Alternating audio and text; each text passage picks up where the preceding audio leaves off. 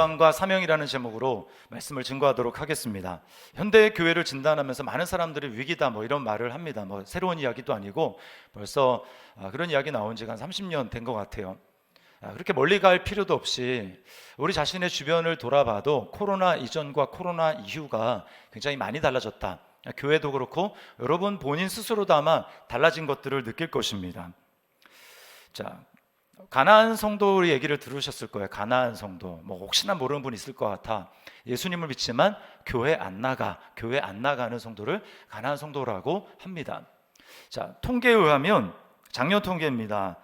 가나안 성도가 약 100만 명에 이른다고 합니다. 한국 교회가 이제 많이 침체해 숫자가 줄어서 뭐 많이 잡아 한 1000만 명 이제 안 될 것 같은데 그렇게 잡더라도 100만 명이 엄청난 숫자예요. 그 퍼센테이지가 교회를 안 나가는 소위 성도라고 하는 분들입니다.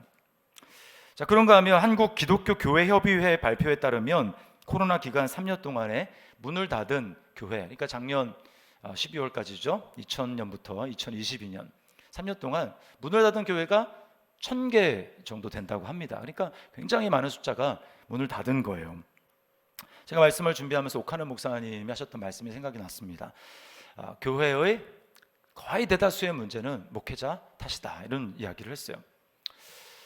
교회의 문제들을 바라보면서 이거는 코로나 탓이고 이것은 뭐 이런 환경 탓이고 이렇게 탓을 돌리고 싶지만 하나님 앞에서 정직하게 정말 돌아보면 정말 목사님의 말이 맞구나, 교회는 목회자의 탓이구나 라는 생각을 하게 됩니다. 내가 정말 목사로서 정말 바른 복음을 가르치고 있는가? 또 가르칠 뿐만 아니라 그 복음에 따라서 나는 정말 그렇게 살아가고 있는가? 내가 하나님의 복음을 누리고 있는가? 라고 하는 것을 하나님 앞에 다시 한번 돌아보게 됩니다. 여러분, 오늘은 이제 우리 교회 설립 6주년을 맞는 감사 예배입니다. 우리 한 사람 한 사람이 교회예요. 교회라고 하면 공동체 전체로서의 교회도 있지만, 그래서 우리 더시티 사랑의 교회 공동체도 교회지만 또 그 교회에 속한 여러분 한 사람 한 사람도 성경은 교회라고 이야기를 하고 있습니다.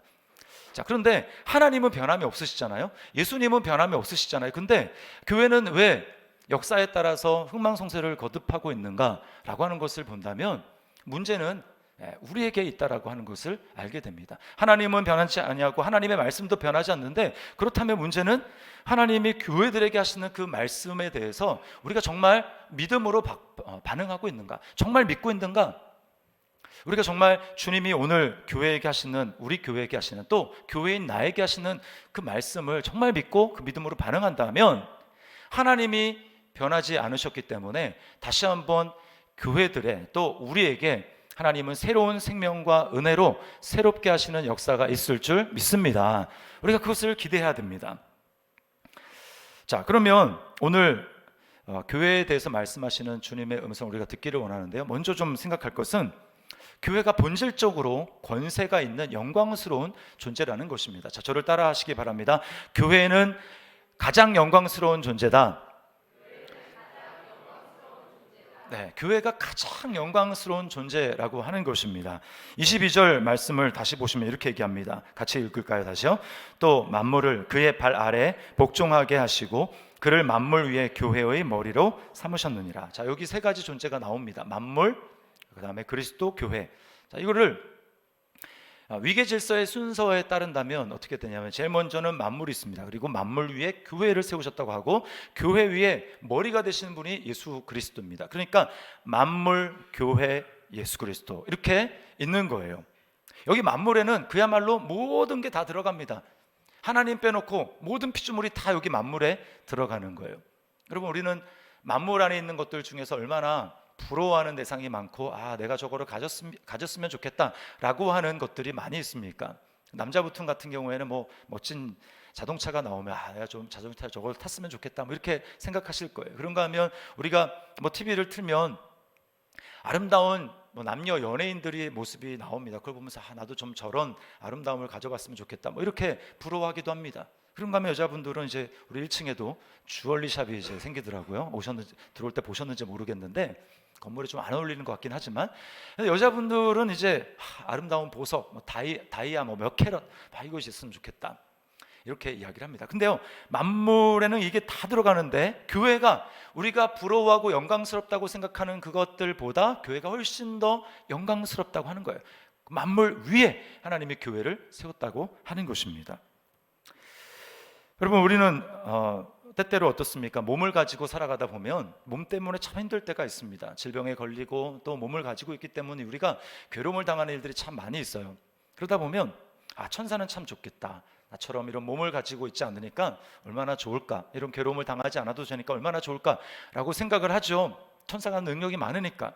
그런데 성경에서는 반대로 천사가 우리를 부러워한다고 이야기를 합니다. 제 말이 아니라 하나님 말씀이에요. 베드로전서 1장 12절 말씀 우리 세 번역으로 한번 같이 읽어보겠습니다. 시작. 예언자들은 자기들이 섬긴 그 일들이 자기들을 위한 것이 아니라 여러분을 위한 것임을 계시로 알게 되었습니다. 그 일들은 하늘로부터 보내주신 성령을 힘입어서 여러분에게 복음을 전한 사람들이 이제 여러분에게 선포한 것입니다. 그 일들은 천사들도 보고 싶어 하는 것입니다. 네, 우리에게 일어난 이 구원, 이것을 천사들도 좀 보고 싶어 한다, 천사들도 좀 경험해 보고 싶어 한다, 이렇게 천사들이 부러워한다는 거예요. 그런가 하면 여러분, 우리 교회가 천사를 심판하는 존재라는 거 아십니까?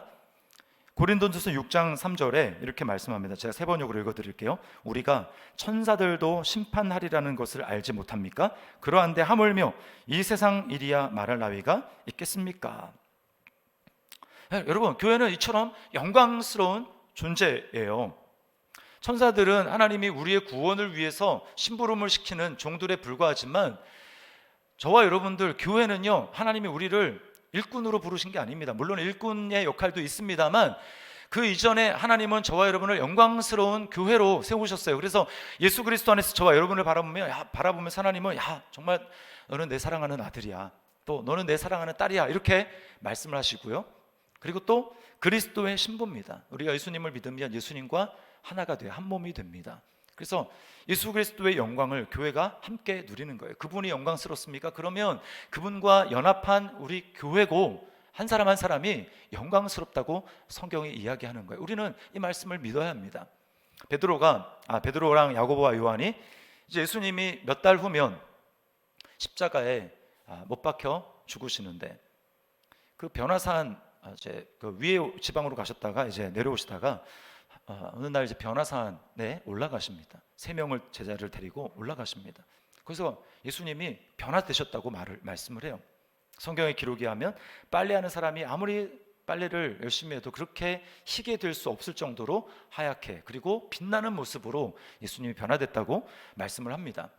그리고 그 모습을 본 베드로 제자들이 너무나 황홀 했어요. 너무 영광스럽다. 저렇게 영광스러운 존재가 있을 수가 있는가라고 하면서 거기에 주님의 그 아름다우신 그 영광스러움의 마음을 완전히 빼앗기게 됩니다. 그래서는 베드로가 이렇게 얘기하죠. 주님, 여기가 천국이네요. 내려가지 않았으면 좋겠습니다. 여기서 살고 싶습니다. 베드로가 이렇게 이야기를 합니다. 여러분, 이게 바로 예수님이 가지신 영광이에요.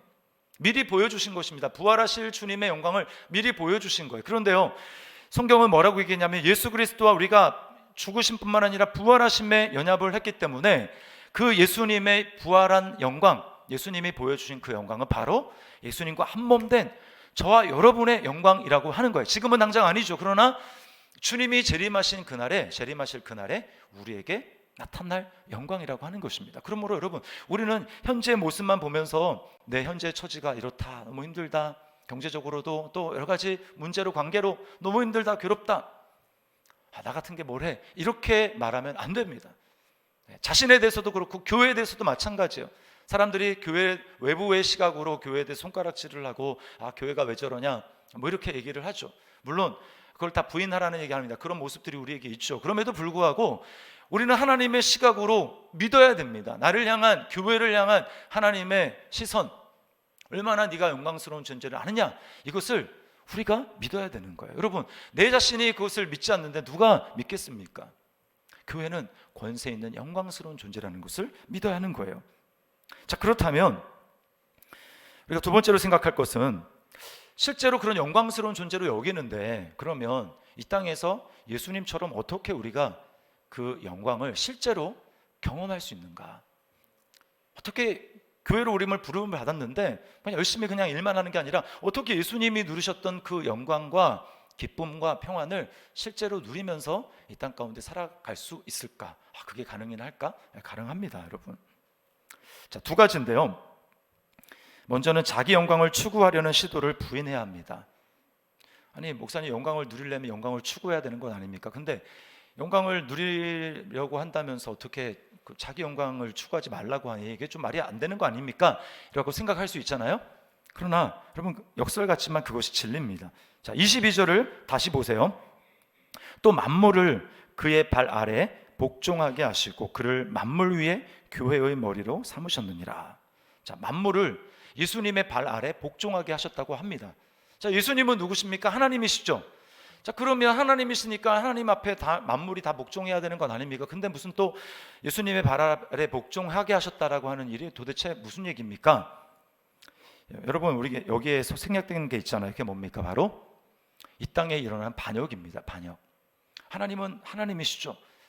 원래 이 땅을 다스리는 통치권을 누구에게 주셨습니까? 아담에게 주셨어요. 아담과 하와, 사람에게 주셨습니다. 그래서 하나님의 형상을 따라 지음받은 인간이 하나님 안에 거하면서 하나님의 말씀에 순종하면서 우리가 무슨 일을 할 때 우리를 통해서 하나님의 영광이 드러나도록 지음받은 존재가 바로 사람입니다. 그런데 먼저 영적인 세계에서 타락이 일어나죠. 누가 타락했습니까? 마귀가, 하나님의 아름다운 천사로 지음받은 마귀가 하나님의 자리를 탐하다가 하나님의 권위에 도전하다가 쫓김을 당합니다. 마귀가 먼저 내쫓기고 반역을 해서 내쫓기고 그 마귀가 아담과 하와를 유혹하는 거예요. 너가 하나님이 되면 되지 않겠느냐? 유혹을 합니다. 아담과 하와에게 하나님이 다스리는 권세를 주셨는데 아담과 하와는 하나님이 아니라 마귀의 말을 들음으로 마귀의 종이 됩니다. 그리고는 다스리는 권한을 빼앗기는 거예요. 자, 이제 문제가 생깁니다. 원래 하나님의 뜻은 무엇이냐면 하나님이 하늘을 다스리고 땅은 인간에게 맡겨주셨습니다. 그러면 뜻이 하늘에서 이루은 것처럼 하나님의 뜻에 순종하는 인간을 통해서 뜻이 땅에서도 이루어지도록 하는 것, 이것이 하나님의 뜻이에요. 그런데 땅에 발랄이 일어났기 때문에 이제 더 이상 하나님에 대해서 순종하는 것이 아니라 마귀와 결탁한 속은 인간이 하나님께 대해서 거부합니다. 하나님의 말씀에 순종하지 않습니다. 내가 스스로 모든 것의 중심이 되어서 내 생각과 내 판단대로 내가 주인 돼서 살아가겠다. 이제 더 이상 뜻이 하늘에서 이룬 것처럼 땅에서 이루어지지가 않는 거예요. 여기서 모든 문제가 발생하는 것입니다. 더 이상 이제 하나님의 충만하심이, 하나님의 충만한 생명력이 우리에게 공급되지 못하는 거예요. 마치 이것과 같습니다. 집마다 다 수도가 있잖아요. 그러면 그 수원지, 상수도에서 물이 이제 흘러옵니다. 그럼 지방까지 파이프를 타고 오지 않습니까? 수도 파이프. 그런데 그러면 원래는 틀면 물이 콸콸 쏟아져야 돼요. 근데 하나님과 분리가 된 겁니다. 하나님과 단절이 된 겁니다. 파이프가 끊어진 거예요. 절단된 겁니다. 그러니까 이제는 열어도 물이 콸콸 나오지 않고 원래 그 관에 있었던 조금의 그 물이 좀 나오다가 이제 그쳐지는 겁니다. 그쳐지면 죽는 거죠. 그게 영원한 죽음입니다. 성경이 말하는 죽음. 그러니까 이미 우리는 죽어 있고 단절됐기는 죽어 있고 그것을 나중에 시간적으로 그냥 경험할 뿐이에요. 이것이 성경에서 이야기하는 영적인 죽음입니다. 하나님과 단절되자 인간의 지혜와 총명도 어두워집니다. 인간이 전에는 충만했는데 이제는 단절되다 보니까 뭔가 이제 배고픔을 느끼는 거예요. 뭔가 허전함을 느끼는 겁니다. 뭘 해도 거기에 진정한 만족이 없는 거예요. 이게 아니라 뭔가 더 있을 것 같은데 더 있을 것 같은데 그런데 왜 그런지 모르는 거예요. 왜요?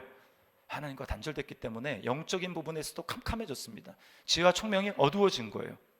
다른 건 다 잘 알지만, 눈에 보이는 이 세상의 것들은 다 잘 알지만 영적인 세계에 대해서는 캄캄하고 그 원인이 하나님이라는 것을 알지 못하는 것입니다. 그래서 이 세상의 것들만 추구하죠. 마귀가 하는 전략이 바로 이것입니다. 우리로 하여금 온 시간, 온 마음, 그것을 다 눈에 보이는 이 세상에 투자하도록 만드는 거예요. 거기서 만족을 얻도록.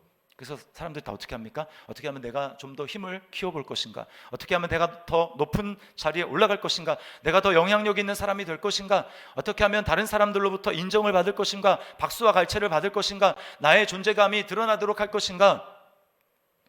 어떻게 하면 내 삶에 좀 더 즐거움을 누릴 수 있을까? 더 많은 쾌락을 누릴 수 있을까? 그것을 위해서 내가 얼마나 돈을 더 많이 벌 수 있을까?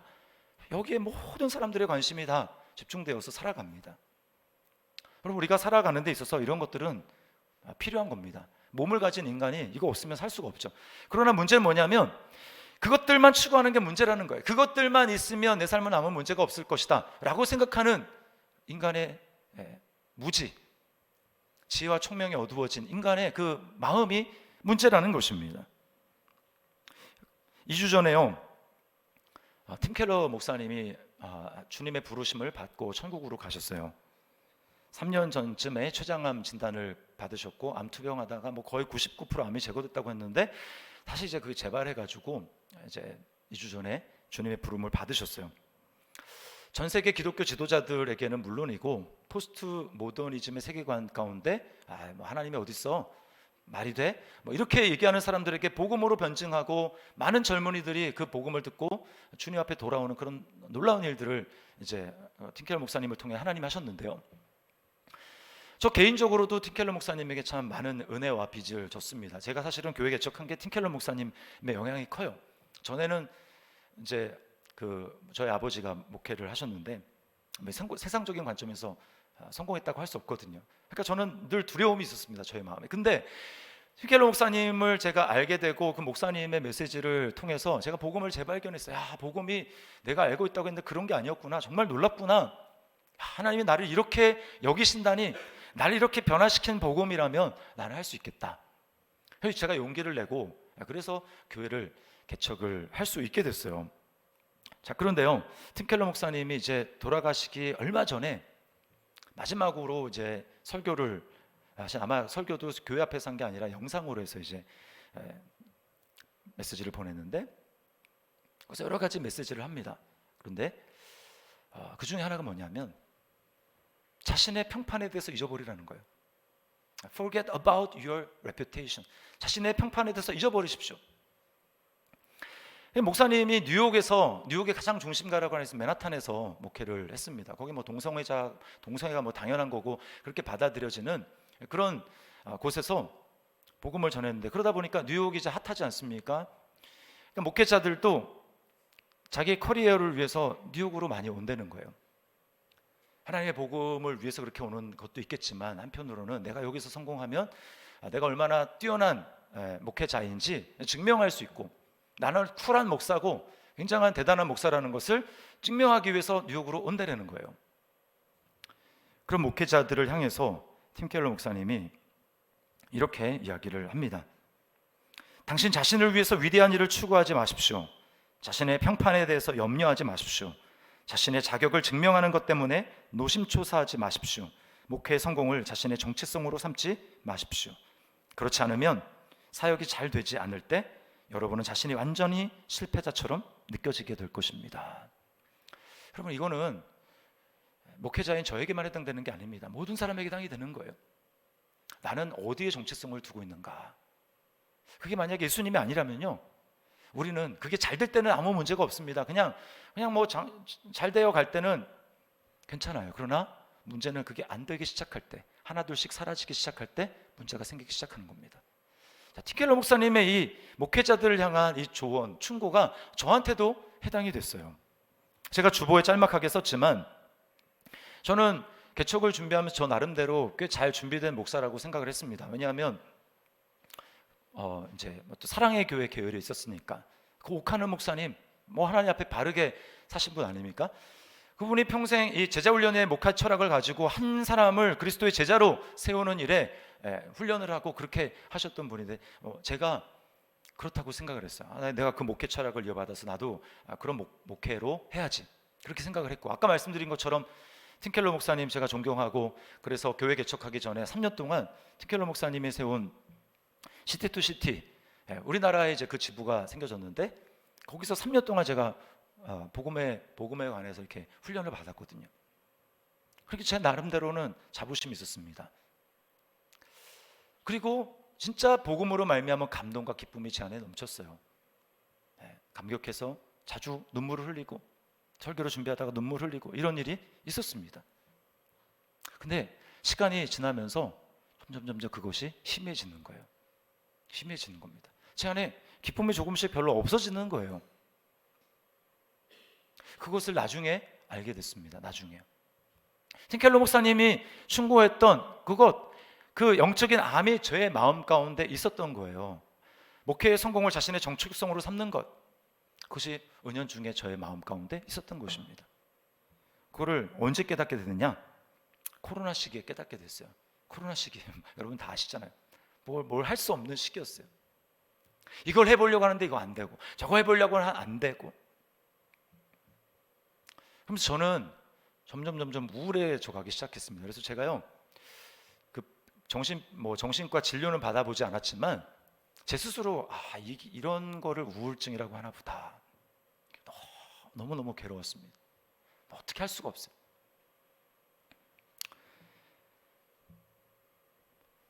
오죽하면은 제가 그런 생각을 했습니다. 이제 우리 교회가 그 모교회인 더 사랑의 교회가 분리개척을 하잖아요. 1호, 2호, 제가 2호 분리개척 목사인데 3호까지 하고 그 당시에 이제 아직 4호가 안 됐을 때요. 그래서 제가 이런 마음이 있었습니다. 4호 분리개척하는 목사 보고 여기 오라고 하고 나는 다시 부목사로 하면 안 될까? 이런 생각까지 제가 했었어요. 너무너무 괴로웠습니다. 저는 예수님이 저의 기쁨이라고 생각을 했는데요. 그러나 고난과 고통을 통해서 나에게 기쁨을 주던 대상들이 하나 둘 이렇게 다 사라지면서 예수님이 저의 유일한 기쁨이라면 여전히 기뻐야 되는데 제가 기뻐하지 않는 모습을 보면서 내가 예수님만을 나의 기쁨으로 삼은 게 아니었구나 라고 하는 것을 정말 부인하고 싶지만 인정하지 않을 수가 없었던 거예요. 그러나 지금은 얼마나 감사한지 모릅니다. 그 암세포를 발견을 하고 하나님이 저를 수술해 주셨어요. 얼마나 감사한지 모릅니다. 여러분, 이걸 발견하는 게 제일 중요합니다. 여러분, 속으면 안 돼요. 목사님, 저는 예수님만이 저의 기쁨이세요. 정말 그럴까요? 인간이 그것을 평안한 때에 깨달으면 좋겠는데 인간이 그렇지 못합니다. 교만해서요. 정말 고난과 고통을 통해서 하나님이 내 것을 하나 둘씩 다 걷어가시고 진짜 별로 이렇게 남는 게 별로 없다. 여러분, 그래도 기뻐한다면 여러분 예수님으로 기뻐하는 게 맞아요. 근데 만약에 그렇지 않다면 여러분은 지금 그래도 좀 괜찮은 여러분의 환경 때문에 여러분은 속고 있는 것일 수도 있습니다.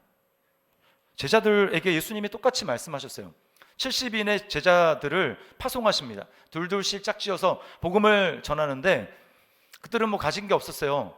아무것도 가지지 않고 오직 예수 이름을 가지고 며칠씩 나가서 복음을 전했습니다. 놀라운 일이 일어나는 거예요. 막 병든 사람이 병이 고침을 받고요. 그리고 귀신들이 막 떠나가는 그런 일들이 있었습니다. 너무 막 신났어요. 그럼 이것은 사역적인 성공이잖아요. 너무 좋은 것입니다. 너무 좋은 것이죠. 오늘날 만약에 이런 일들이 한 몇 건만 일어났다, 그럼 그 교회 당장 엄청 유명해질 겁니다. 그리고 사람들이 그리로 막 몰려갈 거예요. 매스컴에 날 겁니다. 막 길떠서 너무 좋아서 예수님께 와서 보고를 하는 우리가 이런 일이 있었습니다. 보고하는 그 제자들을 향해서 주님은 이렇게 말씀을 하십니다. 누가복음 10장 20절 말씀에 우리 같이 한번 읽어보겠습니다. 시작. 그러나 귀신들이 너희에게 항복하는 것으로 기뻐하지 말고 너희 이름이 하늘에 기록된 것으로 기뻐하라 하시니라. 아멘. 여러분, 이건 뭘 얘기하냐면 너희의 성공 때문에, 너희가 잘 되고 있는 것 때문에, 그게 나쁜 일이 아니라 사역이든 주님을 위한 일이든 잘 되는 것 때문에 기뻐하는 거 나쁜 일 아닙니다. 그러나 더 중요한 것, 그것보다 더 큰 기쁨은 너의 이름이 하늘의 생명책에, 즉 하나님의 자녀가 되고 너희의 신분이 변화된 것 때문에 기뻐하라. 그것이 가장 근원적인 기쁨이 되어야 된다라고 주님이 말씀하고 있는 것입니다. 여러분은 무엇으로 지금 기뻐하고 있습니까? 무엇으로 기뻐하고 있습니까? 여러분은 무엇으로 자신의 정체성을 삼고 있습니까? 만약에 여러분이 지금 우울하다면 왜 우울한 것입니까? 이 땅에서 예수님의 삶을 보십시오. 예수님은 자신의 평판을 신경 쓰지 않으셨어요. 그분은 하나님이십니다. 하나님이 대접을 해야 될 거 아닙니까? 그런데 자신이 어떻게 대접받는지 이런 거에 주님이 전혀 신경이 없으셨어요. 신경 쓰지 않으셨어요. 오히려 그분은 내가 어떻게 사람들에게 평판을 받고 사람들이 나를 어떻게 여겨주고 내가 어떤 모습으로 비춰지는지 거기에 주님은 전혀 관심이 없었고, 어떻게 나를 통해서 아버지의 영광이 드러날 것인가? 어떻게 나를 통해서 아버지의 이름이 높아질 것인가? 주님의 관심은 오로지 그것밖에 없으셨습니다. 여러분, 이게 진짜 겸손입니다. 겸손은 자기에 대해서 있는 거예요. 자신의 평판에 대해서 있는 겁니다. 내가 어떻게 보여지는가? 여기에 대해서 완전히 있는 거. 이게 진짜 겸손이에요. 그리고 그 끝은 바로 십자가에서 죽으심이었습니다. 십자가에서 죽으심. 여러분, 우리는 바로 이런 분을 나의 구주, 나의 하나님으로 믿는 사람들입니다. 예수 그리스도, 이렇게 자신의 영광에 대해서는 자신의 영광을 추구하지 아니하고 오직 하나님의 영광을 추구하시는 것으로, 그 결과로 자신이 영광 받으시는 그런 방식으로 추구하는 분을 예수님이라고, 우리가 그분을 나의 주님이라고 고백하고 믿는다면 우리는 예수님이 추구하셨던 방식을 추구해야 됩니다. 내가 영광스럽기 위해서 나의 영광을 추구하는 그런 방식이 되어서는 안 되는 것입니다. 그런 나는 십자가에 이미 죽었어요. 죽었다고 말씀하는 것입니다. 여러분, 꼭 기억하세요. 예수님을 믿는다라는 것은 내가 예수님을 믿어서 예수님이 나에게 생명을 주시고, 예수님 나에게 구원을 주시고, 예수님 나를 의롭다고 하시고, 그래, 나는 이제 구원을 받았지, 그런 존재로 하나님의 것을 받아서 여전히 예수님과 분리된 채로, 하나님과 분리된 채로 내가 그 열심을 가지고, 내가 주님을 향한 열심을 가지고 주님을 위해서 살아가는 게, 그게 믿음이 아닙니다. 그거는요, 예수 믿기 전이랑 달라진 게 전혀 없어요. 여전히 내가 중심입니다. 믿음은 뭐냐? 여러분, 구원받는 믿음은 나에 대해서 부인하는 것입니다. 주님, 예수님 믿기 전에도 그렇고 예수님 믿은 다음에도 이런 나로는 하나님을 절대 기쁘시게 할 수 없습니다. 왜냐하면 이런 나는 계속해서 나의 영광을 추구하는 존재이기 때문입니다. 이런 내가 예수님과 함께 십자가에 못 박히는 거예요. 주님과 분리된 채로 내가 열심을 가지고 주님을 위해 살아가는 게 아니고요, 주님에 계시고 내가 주님과 연합해서 내가 십자가에 못 박히는 것입니다. 그리고 이제는 그 예수 그리스도의 믿음을 가지고, 예수 그리스도 안에 나의 정체성을 가지고 날마다 그렇게 여기며 살아가는 것, 이것이 바로 성경에서 말하는 믿음인 거예요. 왜 많은 사람들이 성경에서는 분명히 이렇게 얘기하는데 주님의 그 충만한 생명력을 누리지 못하고 살아가는 줄 아십니까? 네. 여전히 예수님과 분리된 채로 나의 열심으로 살아가기 때문이에요. 여러분, 그런 삶은 아무리 노력을 해도요, 구원의 확신 갖지 못합니다. 하나님 앞에 담대히 설 수 없습니다. 왜요? 내가니까 그래요. 내가 기껏해야 90 몇 프로예요. 90 몇 프로, 100% 아닙니다. 일말의 찜찜함이 남아있어요. 그것이 바로 내가 주님을 위해서 살아가는 삶입니다. 그 삶이 아니에요. 내가 주님과 함께 십자가에 완전히 못 박혀서 나의 영광을 추구하는 내가 죽었다라는 것을 온전히 받아들이는 것입니다. 이것이 예수 그리스도와 연합한 사람의 믿음인 거예요. 그리스도 합하여 세례를 받은 자는 그의 죽으심과 합하여 세례받은 줄을 너희가 알지 못하느냐? 그가 죄에 대해서 단번에 죽고 하나님께 대해서 살아나신 것처럼 너희도 너희 자신을 죄에 대해서는 단번에 죽은 자요, 하나님께 대해서는 살아있는 자로 여길지어다. 내가 스스로 예수님과 분리되어서 나의 열심으로 살아가는 게 아닙니다. 그제서야 비로소 우리는 세상이 말하는 조금의 기쁨, 조금의 평강이 아니라 예수님과 함께 내가 죽어야 예수 그리스도의 진정한 기쁨과 평안이 내게 누려지기 시작하는 겁니다. 세상에 뭔가 좀 안 돼도 주님의 평안을 누리기 시작하는 거예요. 그 전까지는 못 누립니다. 그 전까지는 섞여 있는 거예요. 예수님도 있지만 다른 것 때문에 또 기뻐하는 겁니다. 제가 작년 가을에 어느 날 새벽에 기도하면서 이런 생각을 해봤습니다. 만약에 우리 교회 이제 월세가 꽤 많이 나가거든요. 새가 이제 지출되는 게 많은데 헌금이 줄어가지고 월세를 못 감당하고, 그리고 성도들이 이제 없어가지고 만약에 교회가 문을 닫아야 된다, 만약 그런 상황이 되면 어떨까? 예전 같으면 저는 그런 거 상상조차 못합니다. 왜냐하면 그렇게 되면 제 자신이 이제 실패자로 여겨지고 사람들이 저 목사님 실패했어 이렇게 생각을 할 거예요. 저는 그걸 받아들일 수 없네요. 못 견디는 거예요. 근데 제가 그 새벽에 그렇게 기도하면서 만약에 그런다면 어떻게 될까? 근데 제 마음속에 하나님 이런 마음을 주셨습니다. 야, 그럼 뭐가 달라지는데? 내가 있고 그리고 내 안에 너가 있고, 그리고 복음만이 사람을 변화시킬 수 있는 유일한 비결이라면, 너에게 복음이 있다면 뭐가 달라진 거지? 뭐 교회 뭐 건물이 없는 거, 이렇게 예배 장소가 없는 거, 그게 뭐가 큰 문제지? 이런 생각이 들었어요.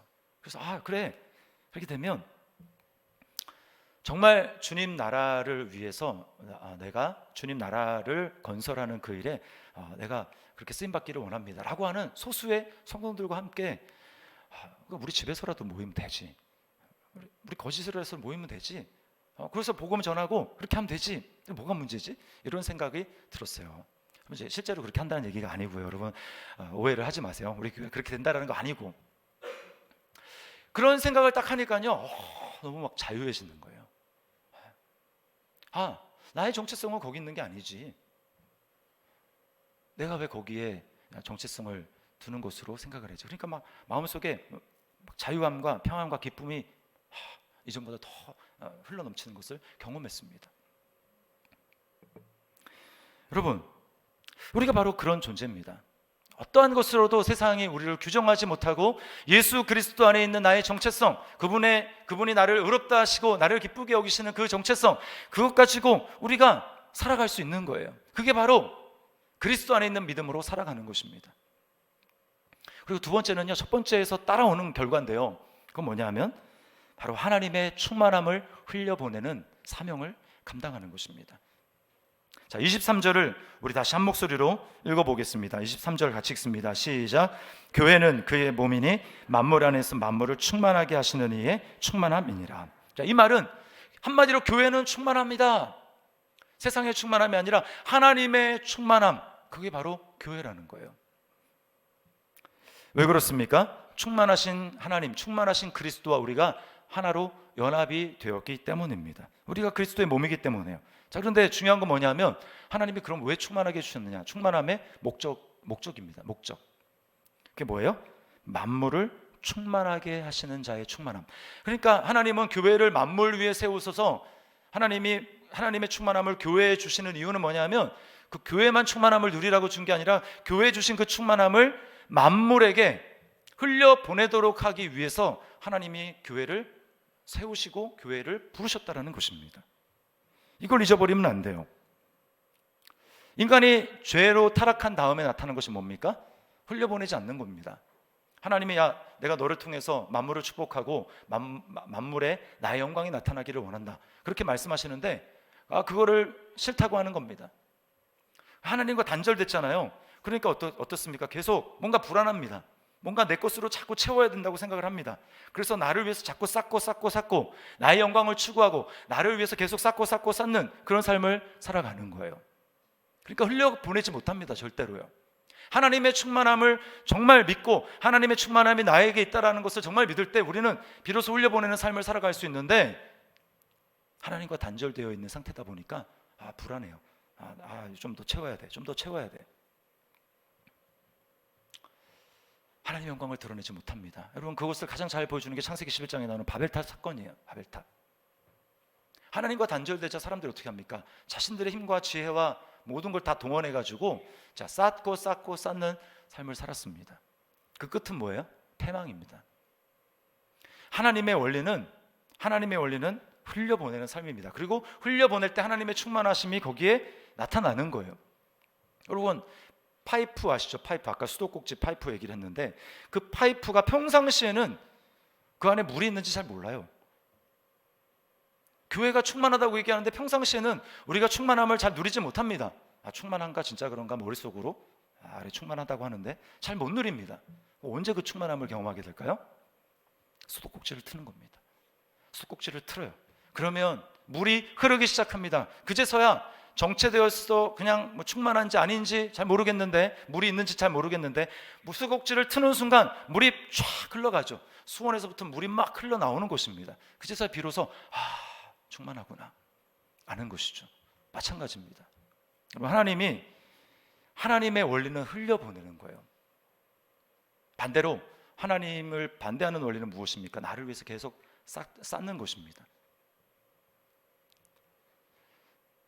염해 아시죠? 염해. 이스라엘 가면 팔레스타인에 염해라고 있는데요. 그 염해는 물이 계속 들어갑니다. 그 요단강으로부터 흘려가지고 이제 갈릴리로부터 해가지고 물이 계속 내려오는데 물이 계속 들어가는데요. 이 염해는 들어갈 뿐 물이 밖으로 배출되지가 않습니다. 흘려보내지 않아요. 어떻게 됩니까? 결국은 생물이 살 수 없는 죽은 바다, 사해가 되는 거예요. 염해의 또 다른 이름은 사해입니다. 살 수 없어요. 왜? 흘려보내지 않기 때문에 죽는 것입니다. 몸도 마찬가지입니다. 자기 자신만을 위해서 계속해서 쌓는 그런 세포가 바로 암세포죠. 암세포. 암세포는 그것만 커지는 겁니다. 몸 전체 균형이 하지 않고 그것만 커지는 거예요. 결국은 죽는 겁니다. 그러나 하나님의 백성의 원리를 보십시오. 아브라함을 택하실 때 하나님이 그에게 언약을 주시면서 땅의 모든 족속이 너로 말미암아 복을 받을 것이니라 이렇게 말씀하셨어요. 흘러가는 겁니다. 흘러가는 거. 내가 너도 복 주지만 너는 파이프로 쓰임 받는 거야. 그러니까 내가 흘려보낼 때 너 열심히 흘려보내야 돼. 수도꼭지 닫고 있으면 안 돼. 흘려보내야 나의 충만함이 계속해서 너에게 흘러가는 거야. 너의 살아있음을 체험할 수 있는 거야. 내가 살아있음을 경험할 수 있는 거야 라고 말씀하는 거예요. 교회도 똑같습니다. 여러분, 우리는 하나님의 은혜를 받아 세상으로부터 구원받은 백성이지만 또 동일하게 어떻습니까? 이제는 세상으로 보냄받은 존재가 바로 교회입니다. 나를 주님께 드려서 보냄받은 사명을 감당해야, 흘려보내는 사명을 감당해야 되는 것입니다. 여러분, 동탄이 인프라가 잘 갖추어져 있어서 살기 좋습니다. 얼마나 참 좋습니까? 또 뭐 동탄 아니더라도 인근에 사시는 분들 다 마찬가지. 얼마나 좋습니까? 참 좋은 일이지만, 누리는 거 좋은 일이지만 만약에 우리가 이 동탄에 살면서 그 좋은 것들을 누리기만 한다면 그것은 하나님의 뜻이 아닙니다. 하나님이 우리에게 그 모든 것을 주신 것은 누릴 뿐만 아니라 그것을 통해서 하나님의 생명이 우리를 통해 흘러가도록 하는 것입니다. 주님을 알지 못하는 사람들에게 하나님의 생명이 흘러가도록 하는 거예요. 여러분, 많은 큰 교회들 놔두고 왜 작은 교회에 오셨습니까? 하나님을 제대로 알고 그리고 그 나라를 세워가기 위해서 오신 거 아닌가요? 그렇다면 여러분, 종교 소비자가 되시면 안 돼요. 종교 소비자는 계속 물건을 사기만 하잖아요. 흘려보내야 됩니다. 하나님 나라를 위해서 주의 몸된 교회를 위해서 그것을 세워가는 일에 있어서 여러분 자신을 주님께 드리십시오. 시간을 주님께 드리십시오. 물질을 주님께 드리십시오. 그럴 때 하나님 흘러가는 거예요. 여러분의 수도꼭지를 트십시오.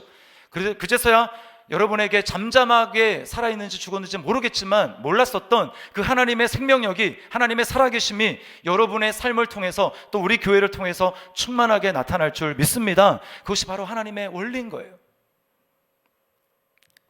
그럼 지난 6년 동안 우리는 하나님의 수없는 은혜를 경험했습니다. 정말 여기까지 온 건 정말 하나님의 은혜 아니면 설명이 안 돼요. 제가 나가서 목사님들 교제 와서 얘기를 하면 깜짝 놀라요.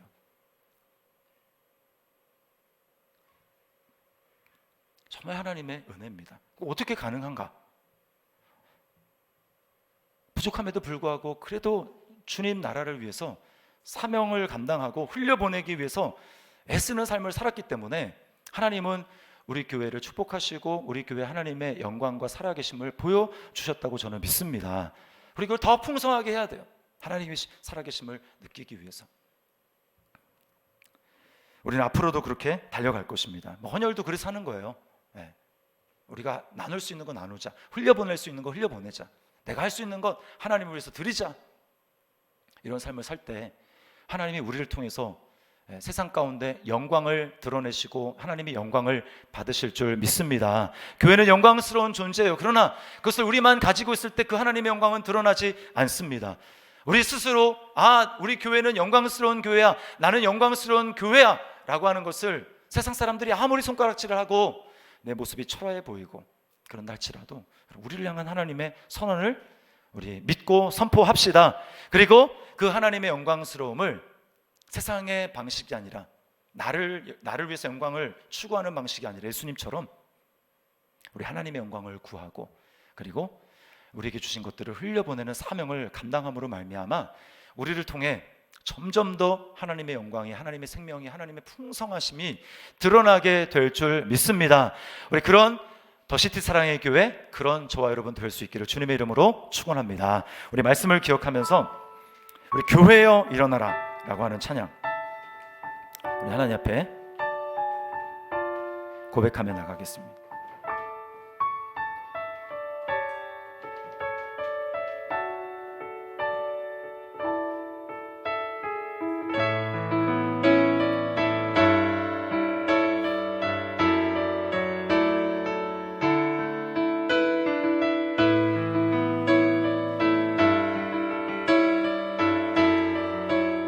교회여 일어나라. 교회여 일어나라. 주께서 부르시니 두려움과 실패 내려놓고 교회여 일어나. 아멘. 교회여 일어나라. 교회여 일어나. 우리가 교회입니다. 주께서 보내시니 우릴 부르신 삶의 자리에서 교회여. 다시 한번 고백할까요? 교회여 일어나라. 교회여 일어나라. 주께서 부르시니 두려움과 실패 내려놓고 교회여 일어나. 교회여 일어나라. 교회여 일어나. 주님이 우리를 보내십니다. 주께서 보내시니 우릴 부르신 삶의 자리에서 교회여 일어나라. 우린 세상의 빛 하나님의 편지 주의 교회를 통해 세상이 주를 보리라. 일어나라. 아버지 사랑으로 아버지 능력으로 서로 하나 되어 그 빛을 비추라. 노래하라. 아버지의 사랑을 아버지의 크심을 이 삶의 노래로 주님을 나타내라. 일어나라. 교회여 교회여 일어나라. 주께서 부르시니 두려움과 실패 내려놓고 교회여 일어나. 아멘. 교회여 일어나라. 교회여 일어나라. 주께서 보내시니 우릴 부르신 삶의 자리에서 교회여 일어나. 우리 세상의 빛 우리 세상의 빛 하나님의 편지 주의 교회를 통해 세상이 주를 보리라. 일어나라. 아버지 사랑으로 아버지 능력으로 서로 하나 되어 그 빛을 비추라. 노래하라. 아버지의 사랑을 아버지의 크심을 이 삶의 노래로 주님을 나타내라. 일어나라. 우리 말씀을 기억하면서 여러분 각자에게 하나님이 말씀하셨을 것입니다. 그것을 가지고 우리가 기도했으면 좋겠어요. 여러분, 교회는 신실한 존재가 아닙니다. 교회는 권세 있는 영광스러운 존재예요. 우리는 주님과 연합한 자입니다. 더 이상 하나님과 분리되어 있는 존재가 아니에요. 하나님의 충만하심이 다른 어디에도 없습니다. 오직 교회에 하나님의 충만하심이 있다고 이야기를 합니다. 여러분, 그런 존재라는 것을 여러분 믿으셔야 합니다. 형편과 처지, 상황, 환경, 자신의 연약함, 그걸 보면서 이런 내가 무슨 영광스럽다고 그래. 그것은 사단의 속임이에요. 우리는 예수님과 함께 십자가에 못 박혔습니다. 그리고 주님과 부활했습니다. 이제 새로운 피조물이 됐어요. 때때로 아닌 것 같은 모습이 내게 있지만, 자주자주 있지만, 그것은 나의 진짜 모습이 아닙니다. 나 영광스러운 교회예요. 그렇다면, 그렇게 주님과 영광스러운 교회로 연합됐다면 이제는 우리는 주님과 같은 마음을 가지고 살아가야 합니다. 예수님과 내가 하나이기 때문에 그래요. 주님으로부터 좋은 것만 받아서 주님과 분리돼서 내가 주님을 위해서 뭔가 그래도 애쓰며 살아가는 삶, 그것은 성경이 말하는 믿음이 아닙니다. 나는 이미 십자가에 죽었어요. 주님과 연합됐습니다. 주님의 모든 축복을 받지만 또 다른 한편으로 주님이 사셨던 것처럼 그런 방식으로 나도 살아가야 합니다. 그럴 때 주님의 영광을 경험해요. 주님의 평안과 주님의 기쁨을 경험해요. 왜 못 경험하느냐? 내가 죽었다는 것을 받아들이지 않기 때문입니다. 여전히 주님과 분리된 채로 나의 생각과 나의 판단으로, 나의 느낌대로 살아가기 때문입니다. 자기를 위해서 영광을 추구하지 마십시오. 자신의 평판을 잊어버리십시오. 그리고 이제 나를 통해 하나님의 축복이, 하나님의 충만함이 흘러갈 수 있도록 여러분 자신을 주님 앞에 드리십시오. 여러분의 삶을 드리십시오. 수도꼭지를 여십시오. 이 시간 우리 각자에게 말씀하신 우리 주님의 음성에 우리가 믿음으로 반응하며 하나님 앞에 감사하고 또 믿음으로 반응하며 또 돌이킬 것은 돌이키고 결단하며 기도하겠습니다. 주님,